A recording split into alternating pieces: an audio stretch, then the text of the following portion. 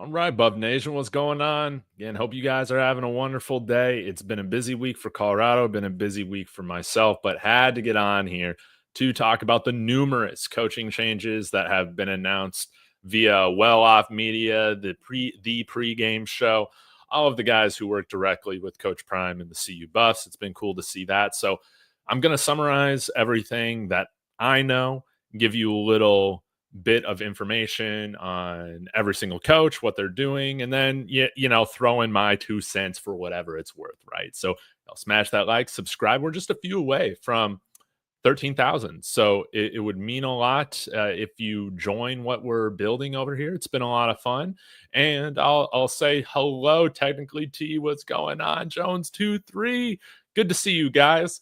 But let's go ahead and dive in. Where do we want to start? Yes, that's right. Technically, T, got the notifications on. I appreciate it. Let's go ahead and start with, I guess, what we got in the thumbnail. Bring on the nasty. That's what I put. George Hegamin, he's been here for a year after working with or at IMG for many years, overseeing their football operation, previously coaching their offensive line, all of that. He joined last year on staff as director of leadership. And hey, I think we saw the culture continue to improve. I think the program just took a huge step this year in really all areas. And Coach George Hegamin is to be credited for that as well, along with everybody else that's been on staff, headed by Coach Prime. But George Hegamin, he, I believe, played offensive tackle for the Dallas Cowboys, and as you can see, he is a very large human being. And I think now that he's going to be working directly with the offensive lineman as co-assistant offensive line coach, it is my expectation that we're going to get a little bit more nasty this year on the offensive line front. So I love to see this. I'm hoping and assuming that George Hegamin continues to serve in his director of leadership role. But love to see that now he's also going to be working directly with the players. Until this coming year, there was a lot of red tape around having guys work with the players that weren't your 10 assistant coaches. Now there's no limit. So love to see this. Also, who's he co-assistant offensive line coach with? Gunnar White. He's been here for a little while now. Younger guy, as you can tell, but he has a handful of years of coaching experience, and he played offensive line. He started out at the JUCO ranks and then ended up finishing up his career over at Texas Tech. And then when you get into his coaching career, pretty interesting. He spent a little over 3 years over at University of Nevada, like as a GA, assistant coach, all of that.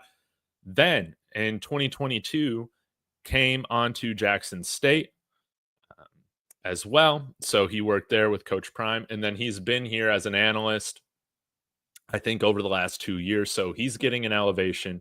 That's wonderful to see. Very excited what he is going to do as co-assistant offensive line coach. And this brings up a really interesting piece of information, guys, is that Gunnar White and George Hegamin, they're co-assistant offensive line coaches. So that means we're probably still looking to bring in a head offensive line coach. I love the idea of having 3 guys working with our offensive line right now. I feel like we need all the help we can get. Now that brings me to Matt McChesney. He's got an announcement, sounds like, tomorrow. I don't know if that has to do with directly with CU or not, but he's doing a live stream tomorrow talking about how Coach Prime ain't leaving, all that. So that's great. And he was on campus yesterday. I had speculated, does that mean he's interviewing for some sort of position on the staff? I still hope that's the case. I don't know if that's going to be like the head offensive line coach, but maybe we're bringing in somebody else. Again, my ultimate dream is like Mike Munchak, but I'm still hoping, guys, to answer maybe some of the questions I've seen in the comments, that Matt McChesney is still brought in on this staff in whatever capacity they both seem or deem fit. I think it would be really awesome. So that is what we got going on for offensive line right now. No head offensive line coach named yet, but we have 2 assistant offensive line coaches. Let's continue. This is going to be a really hard one for all you Coach Hart haters. And let me just say right now, suck it. Suck it. You want to say, oh, Levante Bentley and Nikai Hill-Green were only good because of George Helow. Now, very thankful George Helow's here. Think he's been a good addition to the staff, but he's now transitioning to work with the edges. So what is your excuse going to be for Coach Hart now when our linebackers ball out again this year? Just, you guys got to be thinking of the excuses again. You got to come up with some new ones because he's on his own again. And I'm very excited to see how the linebackers perform. I think Coach Hart got a lot better this past year. And I think it's reflected in Nikai Hill-Green's best year of his career, as well as Levante Bentley's. So George Helow, he's going to be working with the edges. Can't wait to see how that all goes. Again, I feel like edge is our deepest position group right now. Let's continue on. Hey, shout out to the Daily Camera, Brian Howell, for putting this article together. Michael Pollock, we now have a special teams coordinator. He was an offensive analyst over here previously, and now he is being moved to special teams coordinator. We'll see how it goes.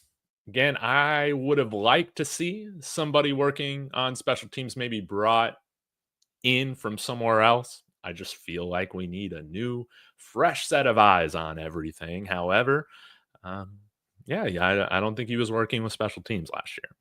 Tommie Robinson, we'll get to that, was working with the special teams last year, and he has transitioned to assistant running back coach, which will actually, I'll pull up his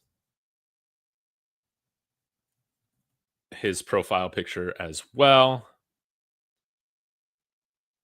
This is Tommie Robinson.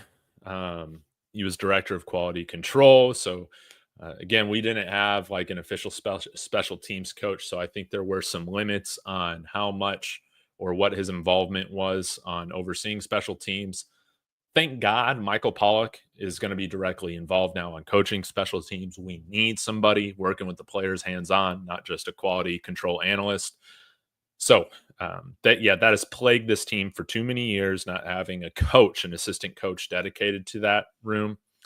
And Tommie Robinson, he's now assistant running back coach, which is interesting because Flea was not named in that well-off video. So maybe Coach Flea is out the door and we're bringing somebody in. I think that would be really fun. Guys, I don't care if it is the ghost of O.J. Simpson.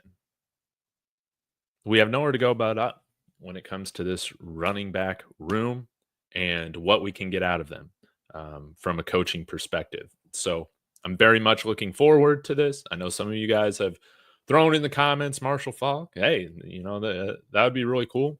We'll see what transpires over the next few days. But Tommie Robinson moving to assistant running back coach. Love it. Excited to see what he can do. And let me get back to this article regarding Michael Pollock. He's worked with Deion Sanders for the past 4 years, including the 2021 and 2022 seasons at Jackson State. He had various roles, including co-offensive coordinator, quarterbacks coach, offensive line coach, and director of football ops. During his career, Pollock has also been a high school head coach in Georgia for 9 seasons. He has also been an assistant coach and an athletic director at the high school level. 1993 graduate of Georgia.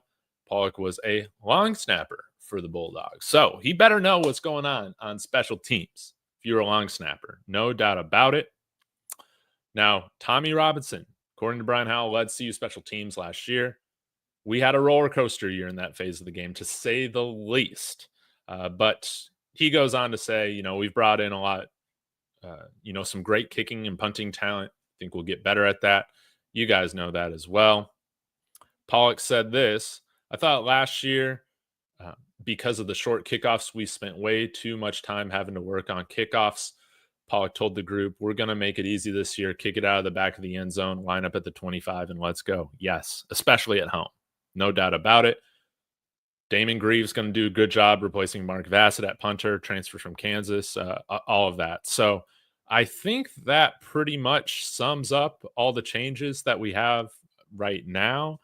Um, Again, really the two vacancies that we're trying to fill is, the head running back coach as well as the head offensive line coach. But it's great to see that we have hired some official assistants to work with these groups now, and I look forward to seeing how we finish out this whole staff hiring process. You know how Coach Prime works, guys. You know he keeps. They just announce stuff weird. You know, they just announce stuff weird. I don't understand what's going on. But yeah, to summarize, guys, Coach Hart's still with the linebackers. People that were working with the linebackers moved away. So suck it, all you Coach Hart haters, guys. Come to the right side, the bright side. It's way more fun to be a Coach Hart defender. Yes, yes, yes.